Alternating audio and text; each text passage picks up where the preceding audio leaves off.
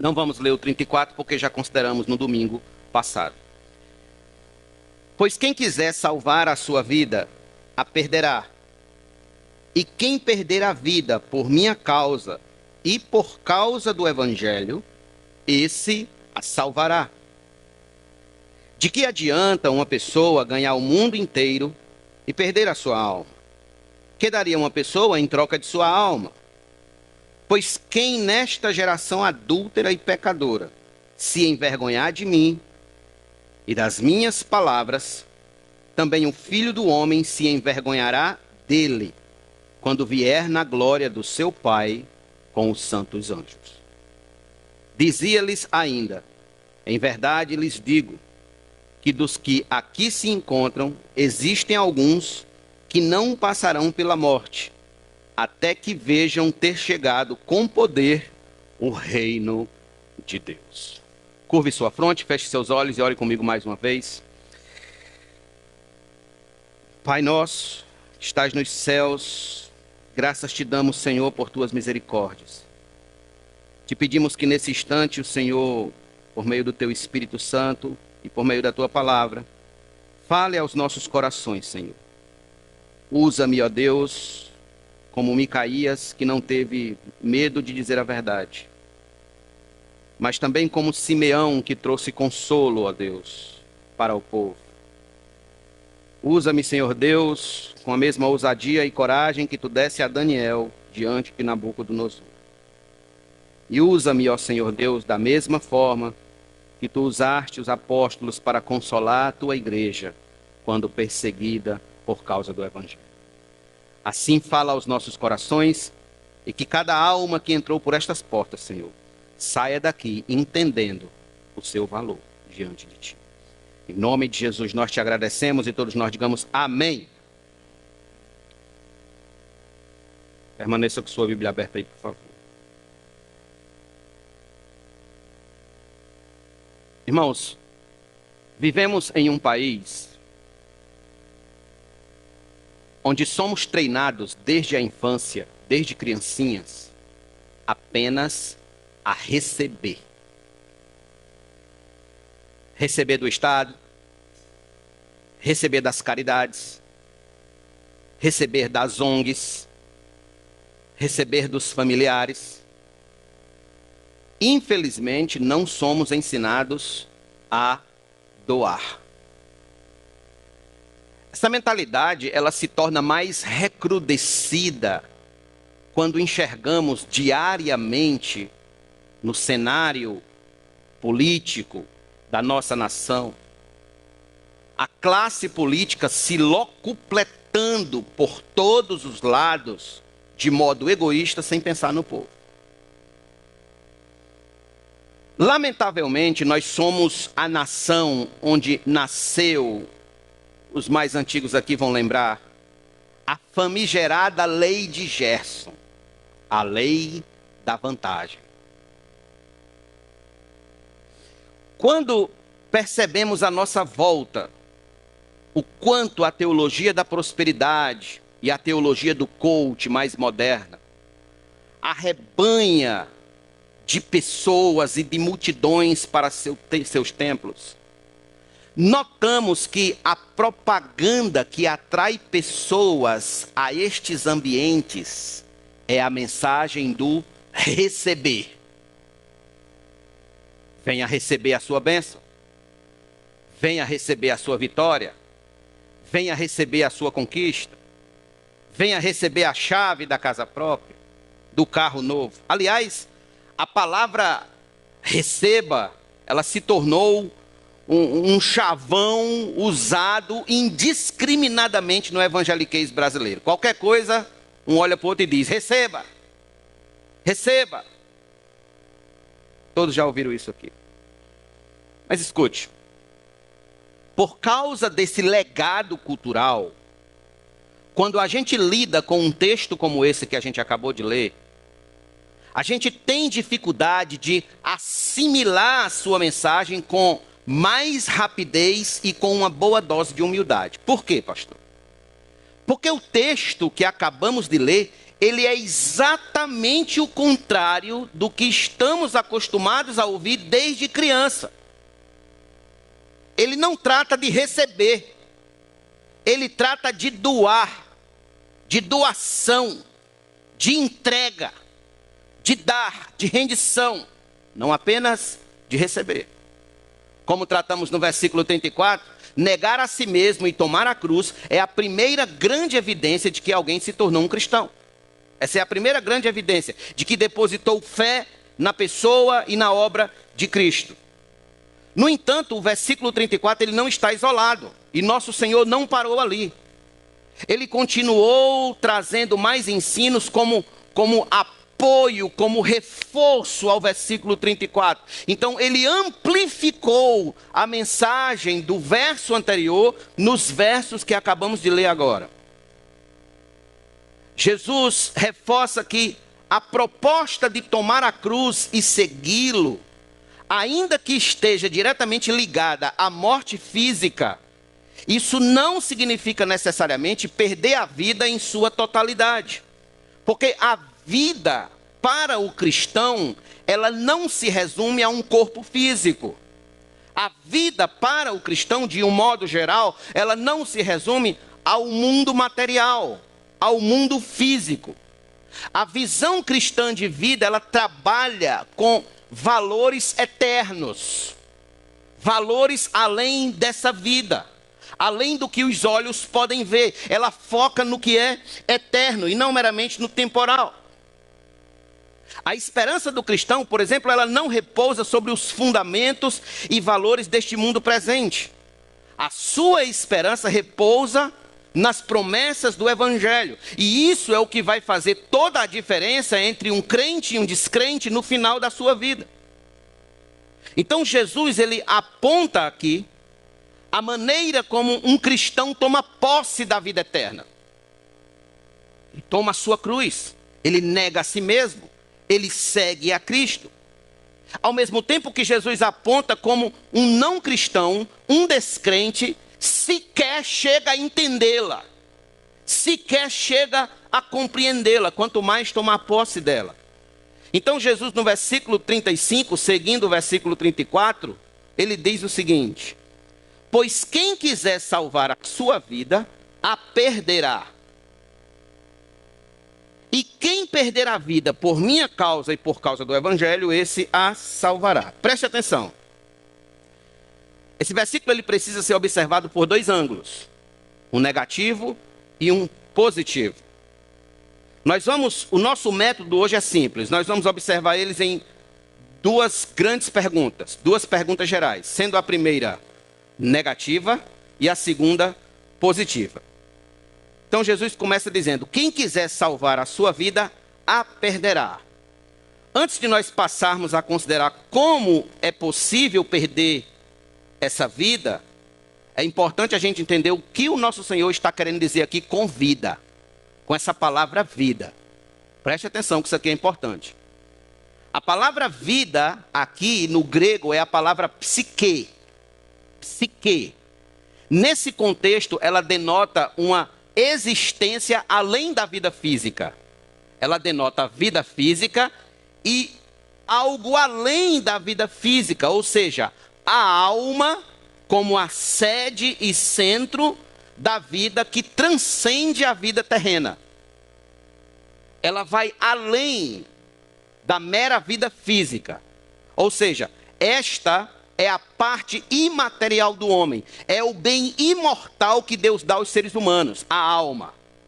É aquela parte do homem que ela não é vista na ressonância magnética mais precisa, mais detalhada. É essa psique, essa vida, essa alma a qual Cristo está se referindo aqui. Um ateu disse para um médico cristão: interessante, o homem foi à lua e não viu Deus. O médico cristão então olhou para ele e disse: é muito interessante mesmo. Eu abri um corpo e não vi uma alma. No dia que alguém disser a você assim: eu não acredito no invisível. Não acredito, só acredito no que eu vejo, no que eu estou vendo e no que eu estou tocando. Só acredito no que eu vejo. faça o seguinte teste com essa pessoa. Você só acredita no que vê? A pessoa vai dizer, sim.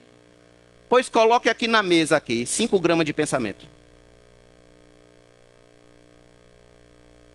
Coloque aqui na mesa, me dê 5 gramas de pensamento e coloque aqui. Pensamento existe? Existe ou não existe o pensamento? Sim ou não? Tem gente aqui que balançou a cabeça que não. Acho que tem gente aqui que não sei não. Vocês procuram um psiquiatra aí mais perto. Pensamento existe ou não, irmão? Sim ou não? Sim. Ele é visível ou é invisível? O invisível existe ou não? Por isso que o médico respondeu, eu abri um corpo e não vi a alma. Em suma, a alma, ela é a parte imaterial, certo? E ao mesmo tempo a parte imortal do homem, habitando temporariamente esse corpo físico. Segundo as Escrituras, esta alma é de um valor inestimável. Inestimável. É um bem que Deus nos dá e que prestaremos contas dela um dia. Daí a importância de saber como estamos direcionando-a rumo à eternidade. Portanto, salvar ou perder a vida aqui significa destinar a nossa alma a uma eternidade com Deus ou banida da presença de Deus. Banida. Então vamos abordar isso primeiro negativamente. Veja a face A do versículo 35. Pois quem quiser salvar a sua vida, a perderá. Pastor, de que maneira salvar a própria vida nessa existência é perdê-la na eternidade? De que maneira? Eu vou lhe dar 2 respostas hoje à noite. Primeiro, estando disposto a ganhar o mundo inteiro sem se preocupar com a eternidade. Estando disposto, anote isso, a ganhar o mundo inteiro sem se preocupar com a vida eterna. Por exemplo, veja o versículos número 38, 36 e 37. De que adianta uma pessoa ganhar o mundo inteiro e perder a sua alma? Que daria uma pessoa em troca de sua alma? Observe. Nosso Senhor chama a atenção para o fato de que não há qualquer vantagem para um homem, em troca do mundo inteiro, em troca de tudo que existe nessa vida, ele perder a própria alma. Não há qualquer vantagem. É um modo terrível de chegar nos portões da eternidade. Como alguém que viveu intensamente para o mundo e seus valores antibíblicos, seus prazeres fugazes e fúteis, seguindo a máxima diabólica de Friedrich Nietzsche, que a vida é um hiato entre 2 nadas. Seguindo essa máxima, muitos vivem neste mundo acreditando que precisam usufruir todos os prazeres desta vida antes que ela acabe. Porque depois que acabar a vida, não vai haver mais nada. É um hiato entre 2 nadas. Era o que Nietzsche dizia. Até mesmo eu já vi alguns cristãos dizer o seguinte: irmão, aproveite o momento, aproveite a vida enquanto pode, porque depois morreu, acabou. Eita pílula. Como assim? Um cristão, um crente dizendo isso, fica complicado. Então veja, Jesus está dizendo que é tolice um homem, por mais intelectual, por mais rico, por mais influente, por mais poderoso que seja nesse mundo, ele ter tudo neste mundo, tudo que os olhos podem comprar, tudo que os olhos podem ver, tudo que ele pode pegar e apalpar, tudo. Porém, ele não encontrar lugar para a sua própria alma na presença de Deus. Ele não poder comprar um lugar ali. Ele não poder achar lugar para a sua alma na eternidade. Em outras palavras, sua vida foi salva aqui, mas perdida na eternidade. Vamos para um exemplo bíblico. Abra sua Bíblia comigo, por favor, em Lucas capítulo número 12. Por favor. Lucas 12.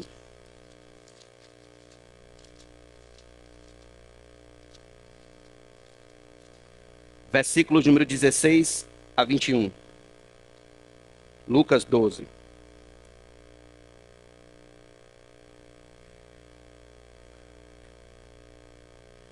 E Jesus lhe contou ainda uma parábola, dizendo: o campo de um homem rico produziu com abundância.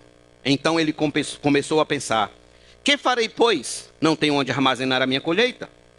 Até que disse: já sei, destruirei os meus celeiros, construirei outros maiores e armazenarei todo o meu produto e todos os meus bens. Então direi à minha alma: você tem em depósito muitos bens para muitos anos. Descanse, coma, beba, aproveite a vida. Mas Deus lhe diz: louco! Esta noite lhe pedirão a sua alma. E o que você tem preparado, para quem será? Assim é o que ajunta tesouros para si mesmo, mas não é rico para com Deus. Perceba, esse homem ganhou o mundo inteiro. Construiu mais celeiros, ajuntou tesouros para si mesmo, mas ele não era rico para com Deus. Ele não preparou o lugar para a sua alma na eternidade. Não preparou, até que ela foi pedida. O pai Abraão disse ao rico que estava em tormentos lá no inferno: filho, lembre-se de que você recebeu os seus bens durante a sua vida, enquanto Lázaro só teve males. Agora, porém, ele está consolado aqui, enquanto você está em tormentos. O rico ganhou o mundo inteiro, mas perdeu a própria alma. Foi banido eternamente da presença de Deus.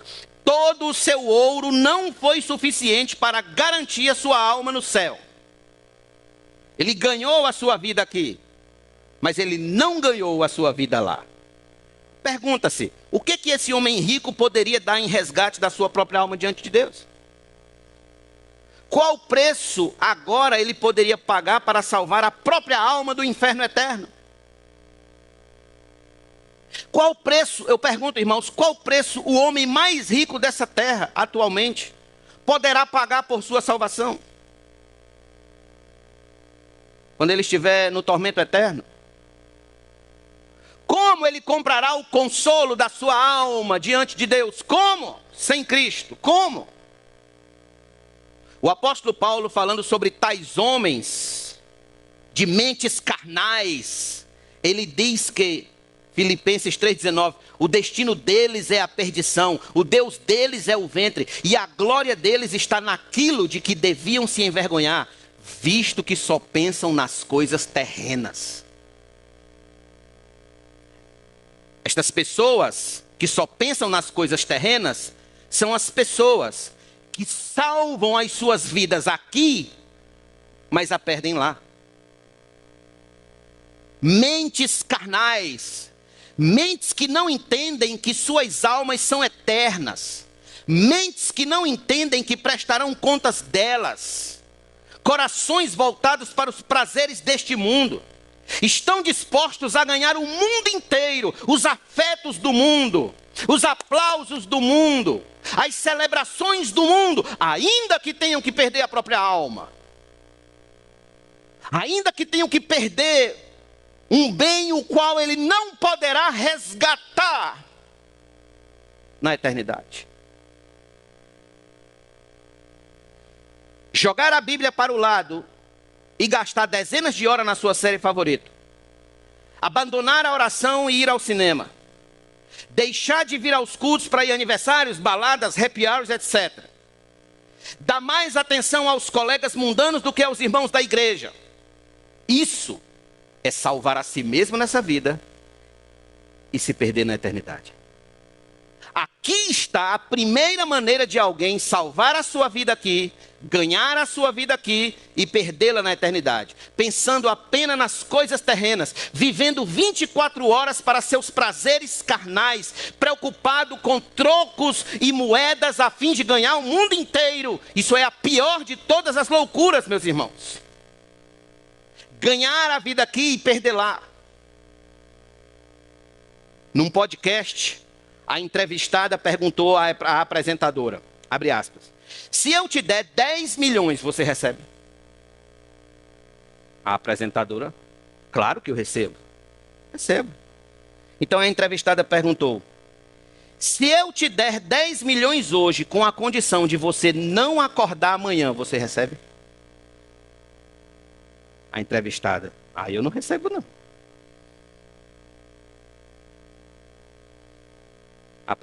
A entrevistada então respondeu, tá vendo? Como você tem algo mais valioso do que 10 milhões de reais? Você tem a sua vida. Você tem a sua alma. 10 milhões de reais não paga o valor da sua alma. E muitos estão fazendo o que com a sua vida, com a sua alma? Jogando fora.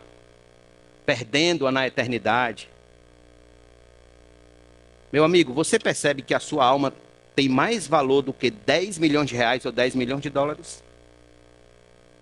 Você receberia hoje 10 milhões de reais para não acordar amanhã? Há um ditado popular que diz, só sabe dar valor quando perde. Pois bem, muitos só darão valor às suas almas quando a perderem eternamente no inferno. Vocês lembram do rico? Qual foi o pedido que ele fez? O segundo pedido que ele fez ao pai Abraão? O primeiro foi refrescar a língua com água. E o segundo? Manda Lázaro ir falar com os meus irmãos para eles não virem para esse lugar de tormento. Preocupação dele. Os irmãos não podem perder a alma deles também, já que eu perdi a minha. Eu perdi a minha e eles vão perder a deles também. Alguém tem que avisá-los. Alguém tem que alertá-los que isso aqui é sério, existe, é perigosíssimo. E é eterno, e nunca mais eu sairei daqui. Alguém tem que avisá-los. Pai Abraão, manda Lázaro lá e avisa. Lá eles têm Moisés e os profetas. Ouçam-nos. Então você sabe quanto vale a sua alma?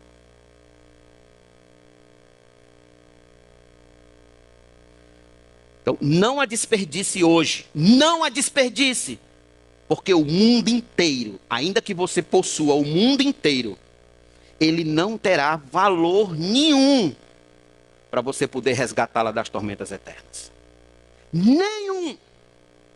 Então, em primeiro lugar, é assim que alguém ganha a sua vida aqui e a perde na eternidade. Alguém que está disposto a ganhar o mundo inteiro sem se preocupar com a vida eterna. Todos nós conhecemos gente assim. Todos nós. Em segundo lugar, como é que eu ganho a minha vida aqui e a perco na eternidade? Segundo lugar, se envergonhando de Cristo nessa vida. Se envergonhando de Cristo. Veja o versículo número 38 comigo, por favor. Pois quem nesta geração adúltera e pecadora se envergonhar de mim e das minhas palavras, também o Filho do Homem se envergonhará dele quando vier na glória do seu Pai com os santos anjos. Essa é a primeira vez que no livro de Marcos Jesus vai falar sobre o seu retorno. E que ele se identifica diretamente como Filho do Homem. Faz uma ligação, uma ponte direta. Certo? É a primeira vez que ele trata da parousia. Ele declara que vai voltar na glória de seu Pai com os anjos. Porém, aqueles que salvaram as suas vidas aqui, negando o seu nome, se envergonhando de sua pessoa e do seu evangelho, haja vista, meus irmãos, o efeito simbiótico de Cristo e o evangelho. Eles estão misturados. Quando você ataca o evangelho, você está atacando Cristo. Quando você ataca Cristo, você está atacando o evangelho. Cristo é a palavra, Cristo é o evangelho. Ele é o verbo. Ele é o verbo de Deus. Então, quem nega um, nega o outro. A pessoa não pode dizer, creio em Jesus, mas não creio no evangelho. Creio em Jesus, mas não creio na Bíblia. Creio em Jesus, mas não creio na palavra. Porque a Bíblia foi escrita por homens. Claro que foi escrita por homens, mas ela foi inspirada por Deus, mas ela foi escrita por homens. Quem já viu um jumento escrever alguma coisa? Ninguém viu.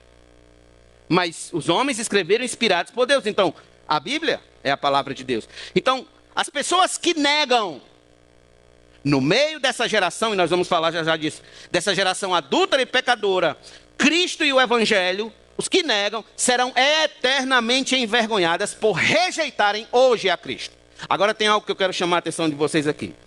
Esse versículo ele fala de dois tempos. O tempo presente e o tempo futuro. O tempo presente é marcado pela existência de uma geração adúltera, infiel e pecadora. O tempo futuro trata de quando Jesus vier na glória de seu Pai com os santos anjos. A ideia aqui é a seguinte: se no tempo presente você se alia à geração infiel que rejeita Cristo, no tempo futuro você será rejeitado junto com essa geração. A rejeição vai vir. Hoje você rejeita. Amanhã será rejeitado. Mateus 10, 33. Mas aquele que me negar diante das pessoas, também eu negarei diante de meu Pai que está nos céus. Mateus 12, 39, Jesus falou sobre a geração adúltera e perversa, que pedia um sinal, e ele disse: o único sinal que será dado será o sinal de Jonas. Em Atos, capítulo 2, versículo 40, Pedro disse, com muitas outras palavras, deu testemunho e exortava-os, dizendo: salvem-se desta geração perversa.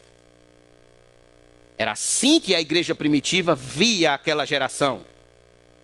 Olhava para os ímpios da época, como uma geração perversa. Não havia, irmãos, essa ideia que nós temos hoje, essa ideia mole, fraca, frouxa de ecumenismo que a gente tem hoje. Se não tem Cristo como seu Senhor e Salvador, é filho de uma geração perversa e pecadora. Era assim que se dividia na igreja primitiva. Era assim que eles viam o mundo. Aí pergunta-se, por que Pedro fala para que seus ouvintes se salvem, se separem daquela geração perversa? Porque aquela geração tinha rejeitado, tinha negado, tinha zombado, tinha se envergonhado e tinha crucificado a Cristo. Foi aquela geração. Aquela era a geração espécime, aquela era a geração piloto de todas as demais gerações que viriam após ali e se envergonhariam posteriormente. Ou seja, quem ainda hoje se envergonha do Evangelho, quem ainda hoje se envergonha de Cristo, está se aliando àquela geração adúltera e pecadora da época de Cristo. Está se alinhando no mesmo espírito de rejeição, de negar, de se envergonhar do Senhor. E da mesma forma que aquela geração foi rejeitada, quem se alia a ela também será. Quem se alia a ela também será. Meu amigo, com quem você tem se aliado? Você tem se aliado com a geração dos que confessam a Cristo ou dos que negam a Cristo? Com quem você tem se aliado no tempo presente? Com aquele professor ateu da sua faculdade? Com o amigo mundano do trabalho? Com a colega fofoqueira? Com o vizinho idólatra? Com o parente defensor de aborto, de ideologia de gênero, de liberação das drogas? Racista? Ou você tem se aliado com o povo santo de Deus? Com quem você tem se aliado? Neste mundo só há duas alianças. Ou você está aliado com o povo de Deus, ou você está aliado com essa geração perversa e corrupta que nega a Cristo. Lembrem-se sempre disso, irmãos. O Evangelho ele é muito simples. Ele passa uma linha no meio e diz claramente, uma porta estreita e uma larga. Os que servem a Deus e os que não servem. Os filhos de Deus e os filhos do diabo, os filhos do mundo. O Evangelho não fica ajeitando as coisas para desagradar. Não, o Evangelho é muito simples e muito direto. A gente aqui, na nossa incredulidade, fica querendo maquiar a coisa para poder, sabe, ajeitar. Jesus sempre foi muito direto, muito objetivo, muito claro. A mensagem do Evangelho é muito simples. E nós precisamos atentar para isso. Com quem nós temos aliado? Nos aliado com a geração dos que confessam o nome de Cristo, dos que abraçam o nome de Cristo, ou nos aliado com a geração dos que negam o nome de Cristo, dos que rejeitam, dos que se envergonham do nome de Cristo. Com quem nós temos nos aliado? Essa é a grande pergunta que deve pairar na nossa cabeça. A voz de Pedro ecoa ainda hoje: salvai-vos desta geração perversa. Salvai-vos, saiam do meio daqueles que zombam de Cristo, saiam do meio daqueles que negam a Cristo, saiam do meio daqueles que se envergonham do Senhor. Você, meu amigo e minha amiga, que me ouve hoje, não é obrigado a sofrer a vergonha eterna que eles sofrerão no futuro. Você não é, apenas saia do meio deles. Não ande com quem nega a Cristo, não ande com quem não confessa a Cristo, não ande. Aliás, já disse isso aqui para os irmãos várias vezes. De que forma um crente ele deve ter uma amizade com um descrente? O crente ele deve ter uma amizade com um descrente, tendo como fundamento a intenção de falar de Cristo para aquela pessoa, de evangelizá-lo, de falar de Jesus para ela, de apresentar o melhor que ele tem em sua vida, que é Cristo, para aquela pessoa. Até o momento em que aquela pessoa rejeita absolutamente Cristo, aí fica muito difícil a luz caminhar, continuar caminhando com as trevas. Então, saiam, salvem-se desta geração perversa. Então, essas são as duas maneiras que nós temos aqui no texto, em que claramente as pessoas preferem salvar as suas vidas aqui e perdê-la na eternidade. Essas são as duas formas. Primeiro, querendo ganhar o mundo inteiro, sem pensar na eternidade. E segundo, como acabamos de ver, negando a Cristo neste mundo. Isso, por sua vez, nos leva à parte positiva do versículo 35. Volte ao versículo 35, quando diz, a parte B do versículo 35. E quem perder a vida por minha causa e por causa do Evangelho, esse a salvará. Positivamente devemos perguntar: de que maneira perder a própria vida neste plano é salvá-la eternamente? De que maneira? Raciocínio lógico. É só você pegar tudo o que eu disse e colocar ao contrário. Primeiro, duas respostas também. Primeiro, estando disposto a perder o mundo inteiro por causa de Cristo e do Evangelho. Estando disposto a perder o mundo inteiro por causa de Cristo e do Evangelho. Perder a vida por causa do Evangelho, irmãos, está diretamente ligado à ideia de negar-se a si mesmo e tomar a cruz. Perder a vida aqui, este é o momento em que o valor da própria vida perde sentido diante dos seus olhos, quando você está de frente com a missão de seguir a Cristo e seu Evangelho. Em outras palavras, é quando Cristo e o Evangelho se tornam de fato e de verdade mais importantes que o meu próprio bem-estar neste mundo. Mais importante que minha família, mais importante que meu emprego, mais importante que minhas amizades, mais importante que meus entretenimentos e prazeres, mais importante que meu sucesso, mais importante que minha própria vida. É perder o mundo inteiro por causa de Cristo. Por causa de Cristo e do Evangelho. Quando eles ainda estavam no estágio do discipulado, os apóstolos não entenderam muito bem essa mensagem. Eles não entenderam muito bem o que Jesus estava querendo dizer com essa proposta. Então eles perguntaram a ele o seguinte. Abra sua Bíblia comigo em Mateus capítulo de número 19, por favor. Mateus 19. Quando Jesus falava do perigo das riquezas, daqueles que preferiam as riquezas Lembrando que o contexto aqui, se você observar do verso de número 16 a 22, é o contexto da história do jovem rico.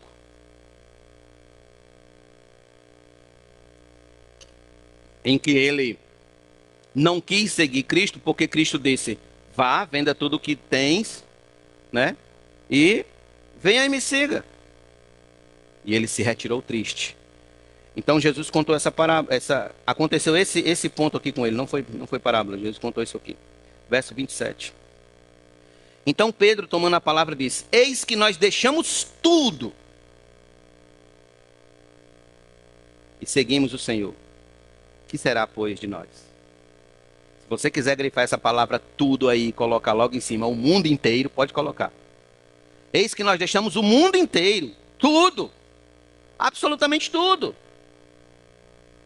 Que será, pois, de nós?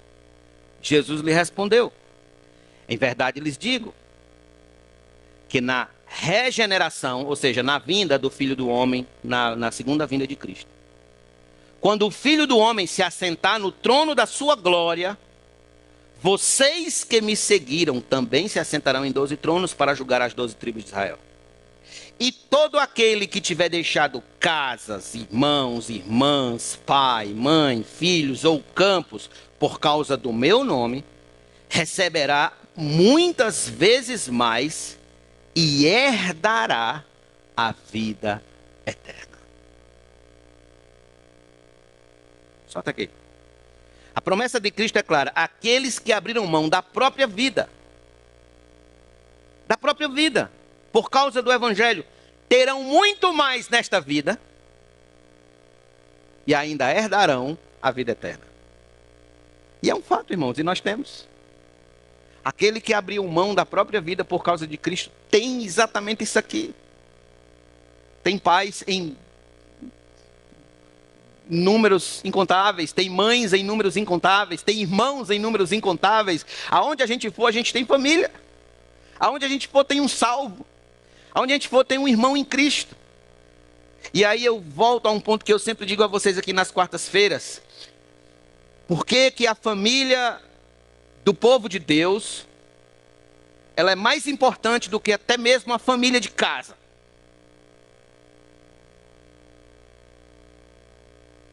Porque a família do povo de Deus é a família que você vai morar com ela para sempre na eternidade. A família do povo de casa não necessariamente significa que todos vão morar com você na eternidade. Mas a família do povo de Deus, sim. Por isso que é importante você começar o evangelismo dentro da sua casa, para que a sua família more com você na eternidade. Pregue para seus filhos, pregue para sua esposa, pregue para seu esposo, ensine a palavra dentro de casa, centralize o evangelho na sala da sua casa, para que todos ali vivam em torno do evangelho, e o evangelho seja o centro, seja o ápice, seja o lugar principal onde aquela família se reúne, porque todos ali irão para a eternidade morar com Cristo na glória. Todos. Então a promessa de Cristo é clara. É você perder o bom para ganhar o excelente. Você perde o bom para ganhar o excelente. E eu volto a repetir a frase de Jim Elliot: aquele que abre mão do que não pode manter, a fim de ganhar o que não pode perder, não é tolo. Não é tolo.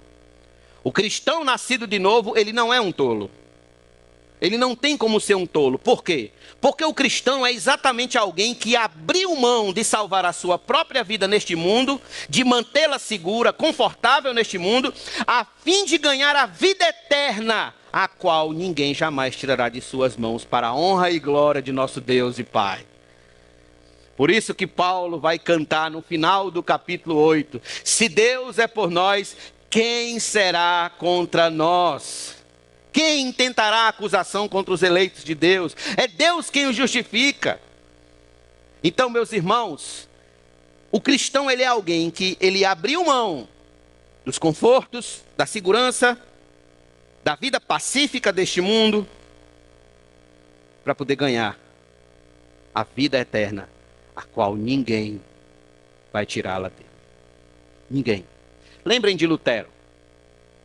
Lembrem quando Lutero estava enfrentando todo o poderio do catolicismo romano naquela época. E como o catolicismo estava avançando cada vez mais para cima dele.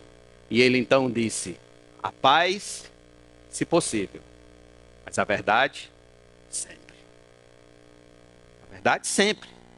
A paz, se possível, mas a verdade, sempre. E assim, ele sustentou firme a doutrina da justificação pela fé.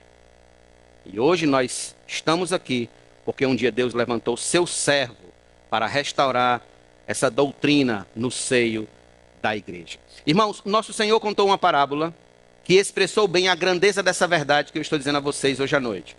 Em Mateus 13, 44, Jesus contou a seguinte parábola. Ouça. O reino dos céus é semelhante a um tesouro escondido num campo que um homem achou e escondeu. Então, transbordante de alegria, ele vai, vende tudo o que tem e compra aquele campo. Perceba os termos aqui. Ele encontrou o tesouro, campo, vendeu tudo o que tinha, tudo. Abriu mão do mundo inteiro, tudo o que tinha, volta e compra aquele campo. Assim é aquele que acha o reino de Deus, que acha o reino de Cristo. Não fica titubeando. Vou ou não vou? Faço ou não faço? Sigo ou não sigo? Não. Abre mão de tudo por aquele tesouro. O apóstolo Paulo também expressou sua alegria nessa questão quando disse em Filipenses 3, versos 8 e 9. Na verdade, considero tudo como perda por causa da sublimidade do conhecimento de Cristo Jesus, meu Senhor. Por causa dele, perdi todas as coisas e as considero como lixo para ganhar a Cristo e ser achado nele, não tendo justiça própria que procede de lei, mas aquela que é mediante a fé em Cristo, a justiça que procede de Deus baseada na fé. Aqui está colocada perfeitamente a verdade bíblica. Paulo diz, por causa dele, perdi todas as coisas. Tudo. Quem significa mais para você, Paulo? Cristo. Cristo significa mais para mim. Cristo é o prêmio. Cristo é o tesouro. Cristo é a nossa salvação. Em 1 Pedro, capítulo 1, verso 8 e 9, Pedro disse, mesmo sem tê-lo visto, vocês o amam. Mesmo não vendo agora, mas crendo nele, exultam com uma alegria indescritível e cheia de glória, obtendo o alvo dessa fé, a salvação da alma. Ouça, amar a Cristo mais que a própria vida é certeza de obter o alvo dessa fé. Qual é o alvo dessa fé? A salvação da alma. É impossível que alguém que ame a Cristo acima de tudo, mais do que tudo, perca a salvação de sua alma. É impossível. Simplesmente impossível.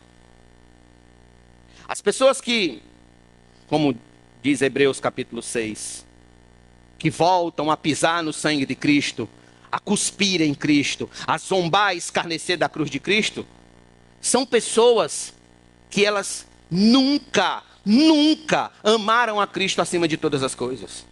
Elas nunca amaram a Cristo acima de todas as coisas. É como Santo Agostinho costumava dizer, amou e deixou de amar, é porque nunca amou. É porque nunca amou. Porque o amor jamais acaba. O amor. Raimundo Lúlio, em português.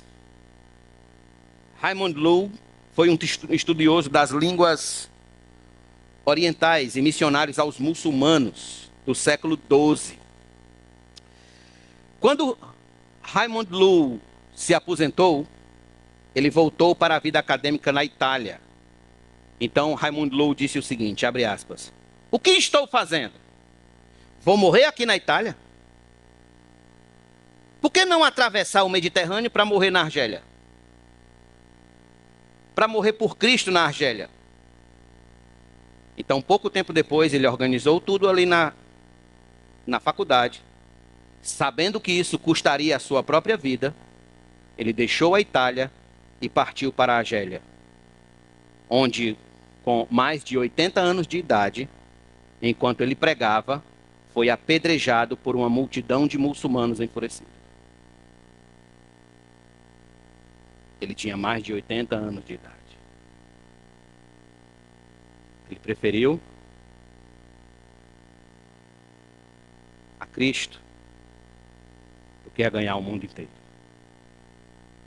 Ele poderia ter ficado nos confortos da Itália, mas ele não queria mais sua vida, já estando aposentado e viúvo. Ele não queria mais ficar gastando os seus dias que não significasse nada para Cristo. Então ele cruzou o mar e foi morrer por Cristo no outro lado. Irmão, faça da sua terceira idade a sua melhor idade. Não é porque você tem uma idade avançada, e aqui eu falo para os irmãos que têm uma idade mais avançada aqui na igreja, e eu dou graças e muito graças a Deus pela vida deles, porque por meio dos cabelos brancos eu aprendo muita coisa.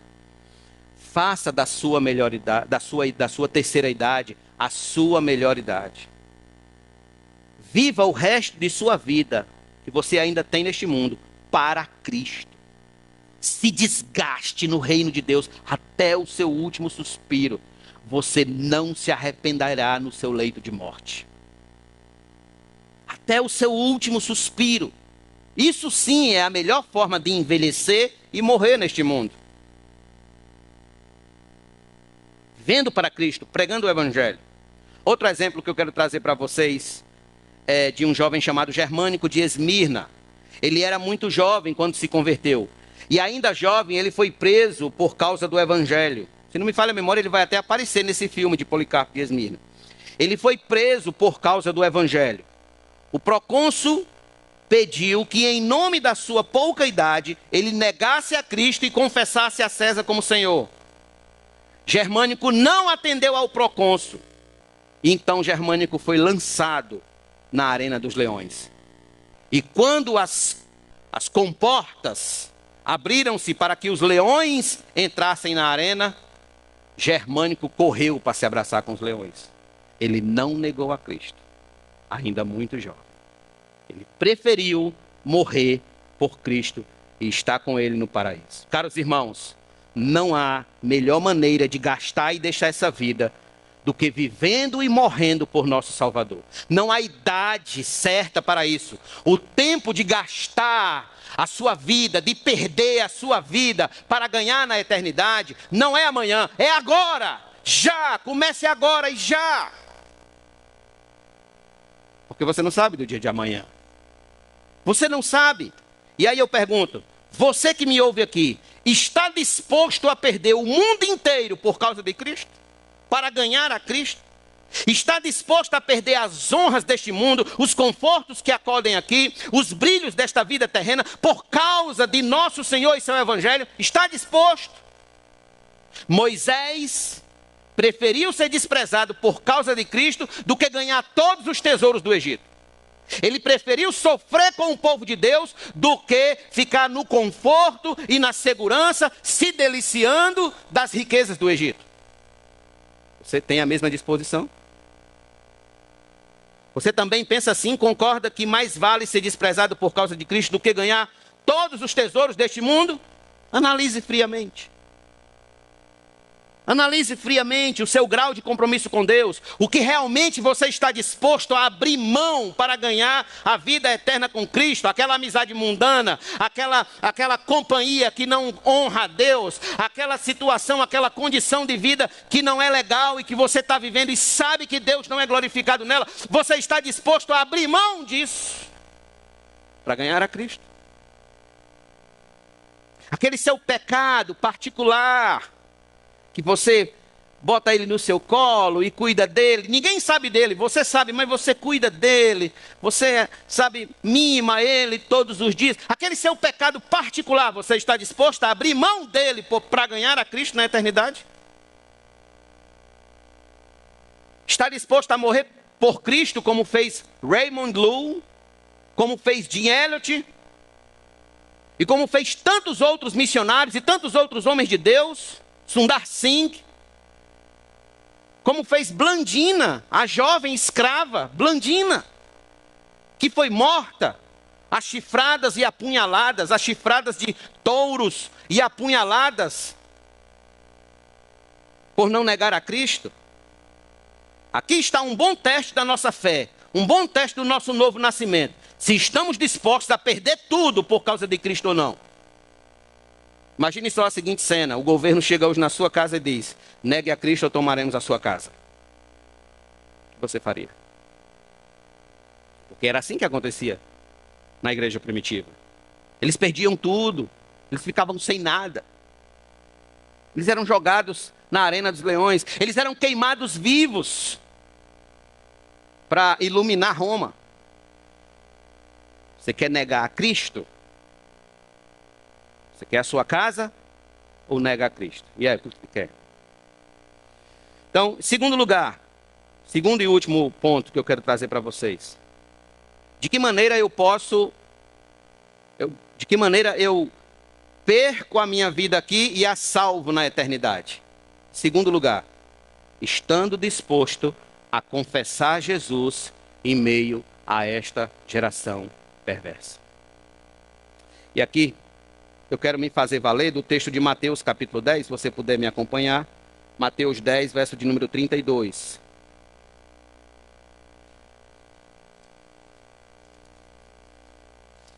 Mateus 10, 32. Portanto, todo aquele que me confessar diante dos outros, também eu o confessarei diante de meu Pai que está nos céus. Permaneça com sua Bíblia aberta aí, por favor. Nosso Senhor se posiciona aqui dizendo que os salvos de verdade são aqueles que se dispuseram a confessar seu nome diante dos homens. Mas que homens? O contexto aqui, os homens aqui, não são meramente os amigos do trabalho, ou a vizinha, ou o vizinho, não. Os homens aqui, acima de tudo, são os inimigos do Evangelho. Que eu acabei de falar para vocês há pouco sobre a obrigação do governo, por exemplo. Se isso chegar, veja o versículo número 29, que é que Cristo diz: não temam os que matam o corpo, mas não podem matar a alma. Pelo contrário, temam aquele que pode fazer perecer no inferno tanto a alma como o corpo. Verso 31, portanto não temam. Aí no verso 32 ele emenda: portanto, todo aquele que me confessar diante dos outros. Quem são esses outros aqui? Aqueles que podem matar o corpo, mas não podem matar a alma.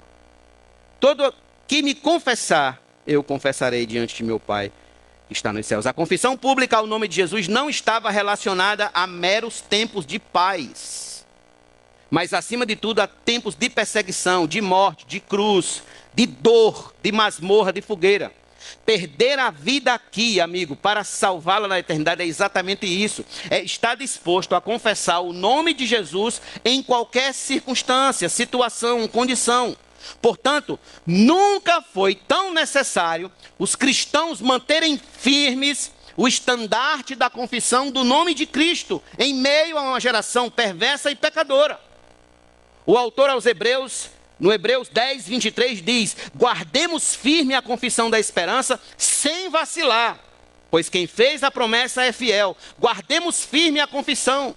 Confissão de quê? Do nome de Cristo e do Evangelho de Cristo. Em Hebreus 12, verso 1 e 2 diz: corramos com perseverança a carreira que nos está proposta, olhando firmemente para o autor e consumador da nossa fé, Jesus. Isso é perseverança. Irmãos, nós já estamos no meio de uma geração perversa e pecadora. Aliás, nós já nascemos no meio dela.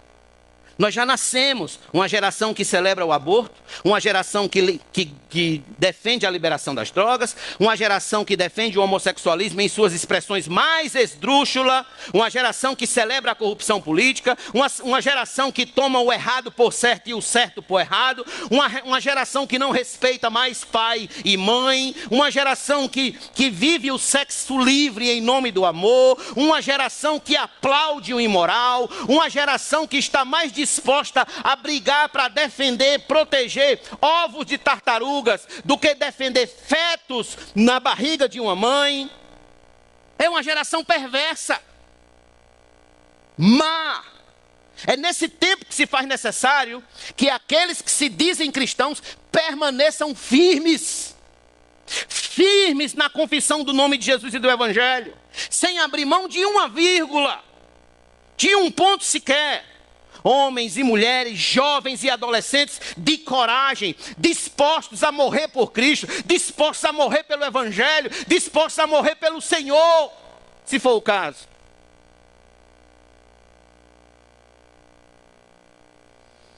O começo dessa confissão, ela deve ser pelo batismo. Pessoa que confessa a Cristo, ela precisa confessar a Cristo pelo batismo em primeiro lugar, se identificando com Jesus na sua morte e na sua ressurreição, por meio da descida às águas, sendo batizada em nome do Pai, do Filho e do Espírito Santo. Depois, essa confissão ela precisa vir acompanhada de ser membro de uma igreja bíblica, de uma igreja séria, de uma igreja de compromisso com o Evangelho, participando da ceia do Senhor.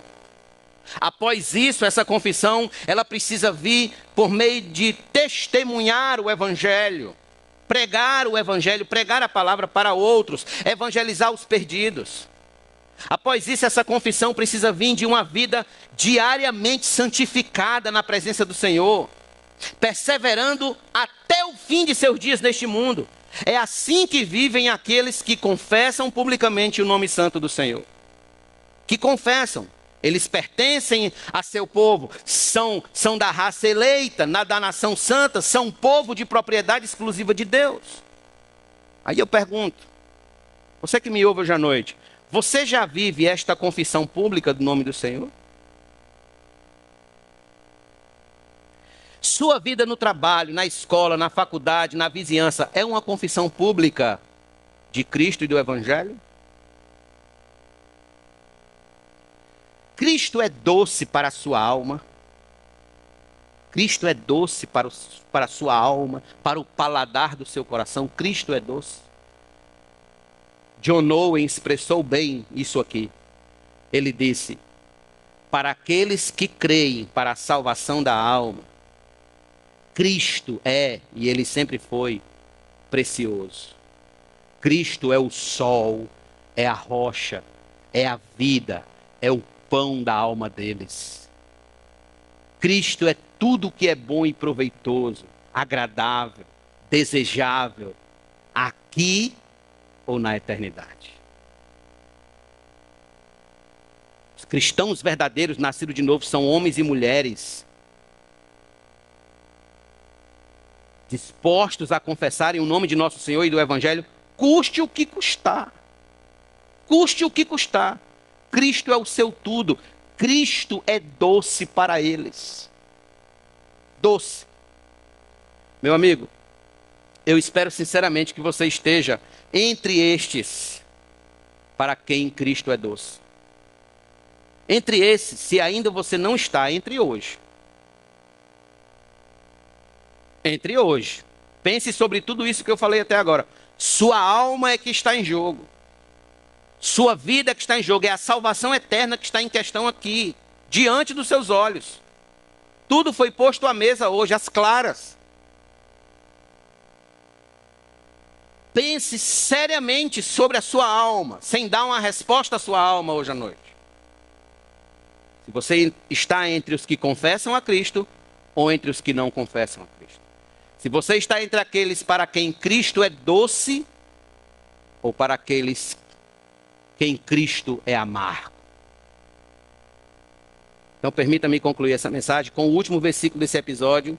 Volte a Marcos capítulo 8 e no final, junta emendando com o 9, versículo 1. Jesus diz assim, Marcos escreve, dizia-lhes ainda, em verdade lhes digo,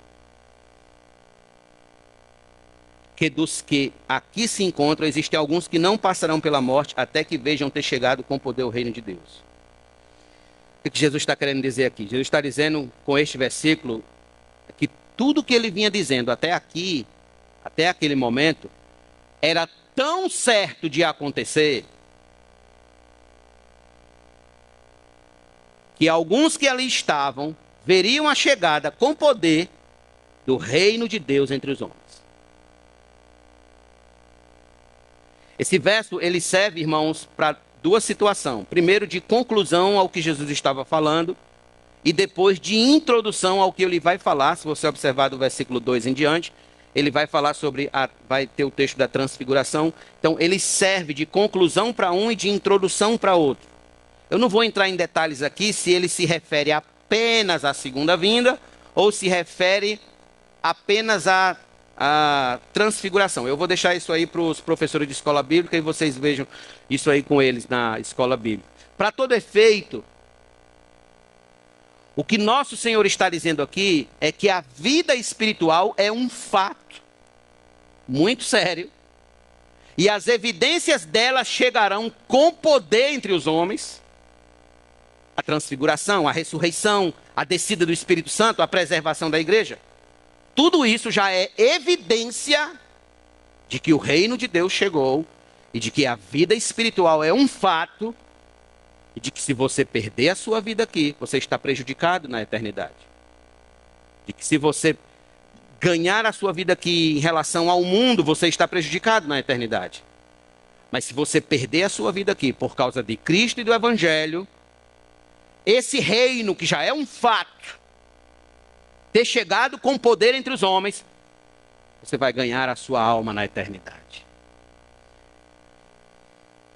Quem estiver vivendo essa vida espiritual, mesmo em meio a esta geração perversa e pecadora, quem estiver confessando a Cristo é que será salvo quando Deus julgar este mundo. Aqueles, porém, que não confessam publicamente o nome de Jesus e do Evangelho, serão condenados e não poderão mais resgatar as suas almas. Não haverá mais resgate. Homem, mulher, senhor, senhora, jovem, adolescente, criança, vocês que estão aqui, todos temos uma alma.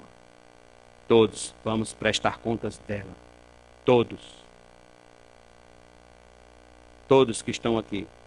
Veja para onde a sua alma está indo. Em Atos 4, versículo 12 está escrito: e não há salvação em nenhum outro, porque debaixo do céu não existe nenhum outro nome dado entre os homens, pelo qual importa que sejamos salvos. O nome é o nome de Cristo. Pergunto: o que você daria em troca da sua alma? Você sabe quanto vale a sua alma? Nós cantamos um louvor aqui. Tudo entregarei. Tudo a Cristo a ti entrego. Tudo. Aí eu pergunto, você está disposto a entregar tudo? Toda a sua vida, todo o seu coração, todos os seus sonhos, todos os seus planos, todos os seus projetos? Tudo. E render aos pés de Cristo? E dizer: Senhor, o controle é teu, não meu, é teu. Tudo